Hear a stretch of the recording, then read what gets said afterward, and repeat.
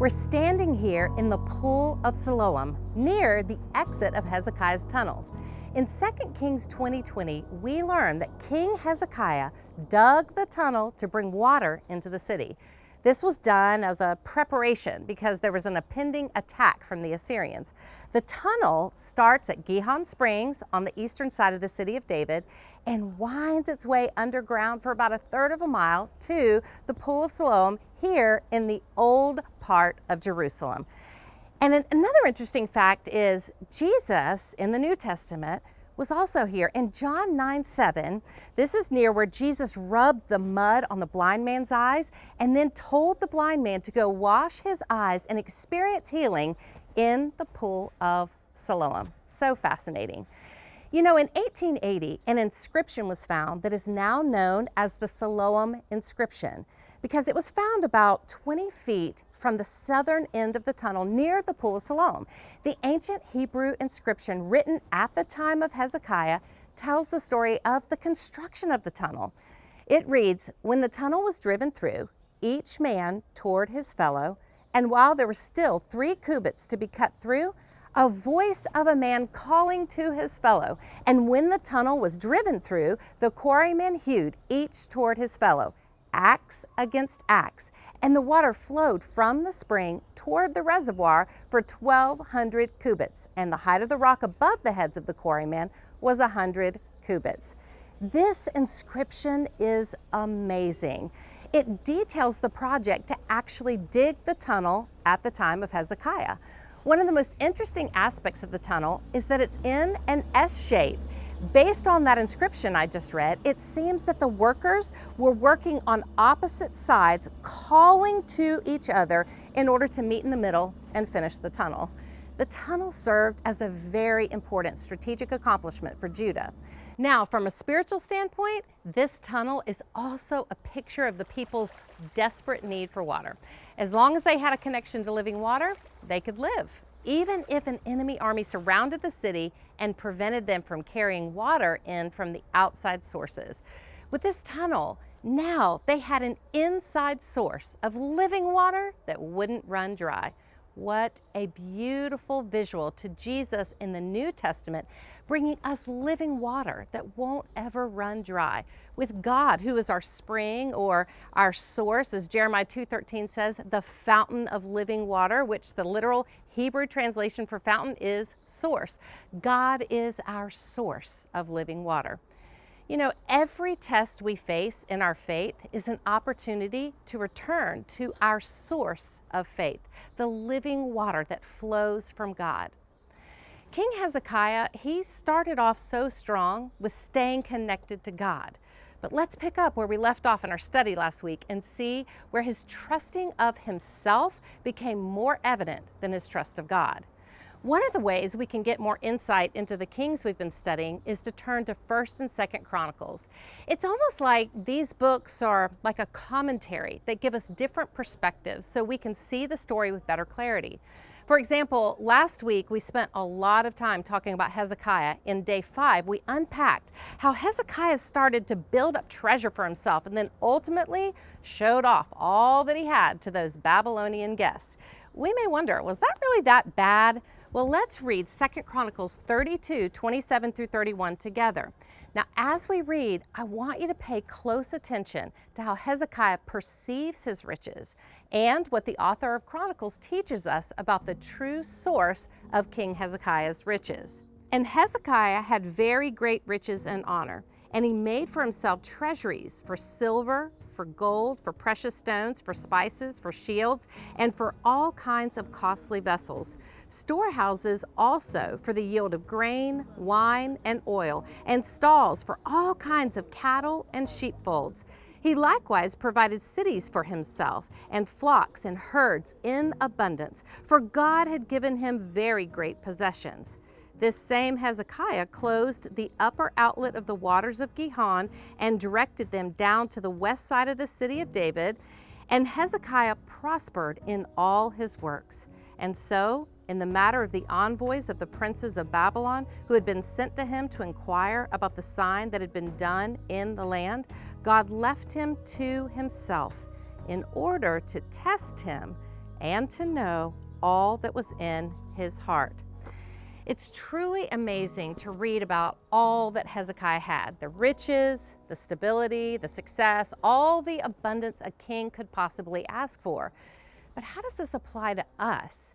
It's so interesting to come across verse 31 and read that God left him to himself in order to test him and to know all that was in his heart. The phrase, "and so," in verse 31 shows us the connection between the riches and the testing. Now, let's read 2 Kings 20:14 through 19 to see how this test played out. And I think you'll see the test didn't go so well for Hezekiah. Then Isaiah the prophet came to King Hezekiah and said to him, "What did these men say, and from where did they come to you?" And Hezekiah said, "They have come from a far country, from Babylon." He said, "What have they seen in your house?" And Hezekiah answered, "They have seen all that is in my house. There is nothing in my storehouses that I did not show them." Then Isaiah said to Hezekiah, "Hear the word of the Lord. Behold, the days are coming when all that is in your house and that which your fathers have stored up till this day shall be carried to Babylon. Nothing shall be left, says the Lord.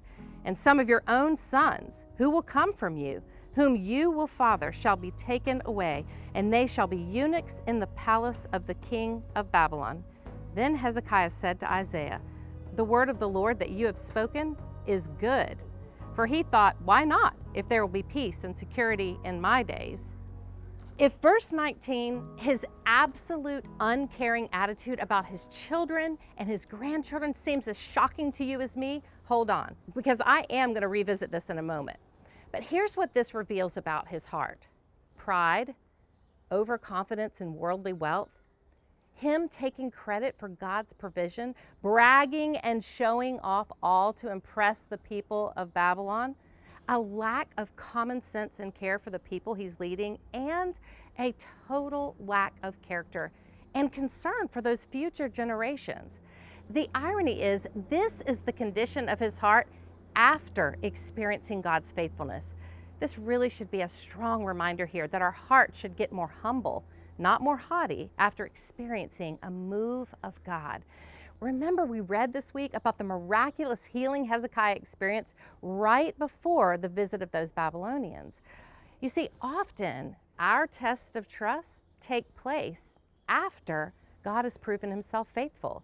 This is really important for us to keep in mind. Never are we more confident than when we've seen God move, but never are we more at risk of getting too confident in ourselves than when we've seen God move. And honestly, I think that's because we secretly think that God's faithfulness is somehow tied to all we did right to deserve this.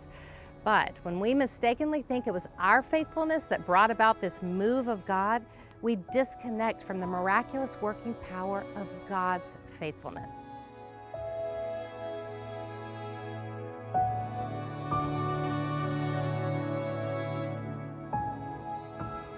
Let's take another look at Hezekiah's prayer, where he basically asked God to remember what he did in being so faithful to God.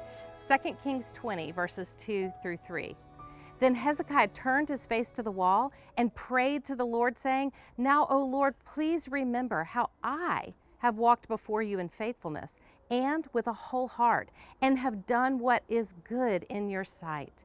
And Hezekiah wept bitterly. This isn't just a situational observation from the life of Hezekiah. It's a warning to us all. Have you ever admired someone who seemed to be walking so closely with the Lord, rock solid in their faith, experiencing the blessings of God, and you thought to yourself, wow, they really have it all together? And then all of a sudden you hear that they've completely walked away from their family and turned away from God? Their choices stun you. Their selfishness confuses you. And you can't help but wonder, what on earth happened? Me too. I hear from people every day who are living this story with their spouse, who they thought was so close to God and experiencing the faithfulness of God. And then suddenly that spouse just picks up their things and walks away to live a life completely apart from God. I've seen this happen up close and personal to people I deeply love, and it's so shocking. But instead of staying in that shock that it does happen, I want this to shake me and wake me up to this warning for myself. Our response to God's faithfulness should be a response to pursue holiness. To be holy is to be set apart. It's what God wanted for his kings and for his people. This is exactly why God gives the Israelites the law, the Torah. It wasn't a task list of something to enslave them. It was meant to identify them with God and to set them apart from every other nation around them. It was really a gift intended to guide them toward holiness. Have you seen God's faithfulness in your life?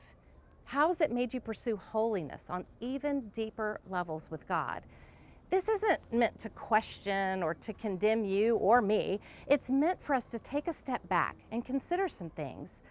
Are our blessings making us press into God more faithfully, or have those blessings become a distraction, deterring us from God? Have our experiences with God made us more humble or more prideful? More aware of others' needs or more disconnected from being concerned about others? More hungry for studying God's words and God's ways, or more resistant to pausing the rush of the day for a few quiet moments with God? Please hear my tender honesty here. I'm preaching this to myself, and I'm wanting just to provide a safe place here for us to be more self-aware and open to being course-corrected today. God is trustworthy. That's not the question.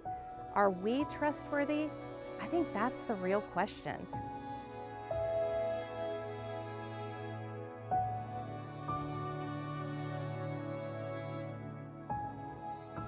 We have to move from being terrified at the thought that God would test us in our trust to being overwhelmed by the reality that God would trust us with the test.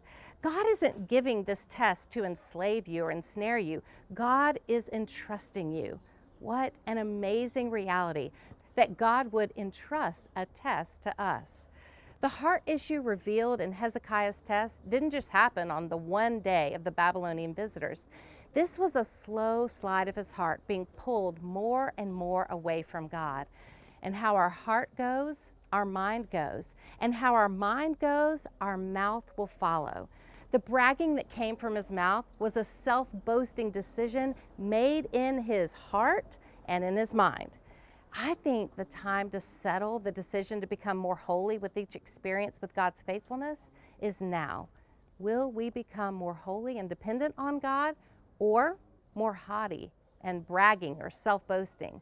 This is a decision we make in our hearts before it becomes thoughts in our minds that eventually becomes words that come out of our mouths.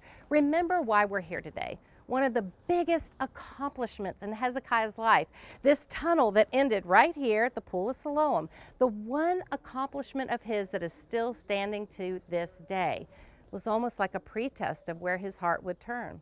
Would he see this accomplishment as evidence of God's faithfulness, or would he see it as evidence of his own strategic and military brilliance? Sadly, we see a heart disconnected from God, and even more sad to me, a heart so unconcerned about future generations.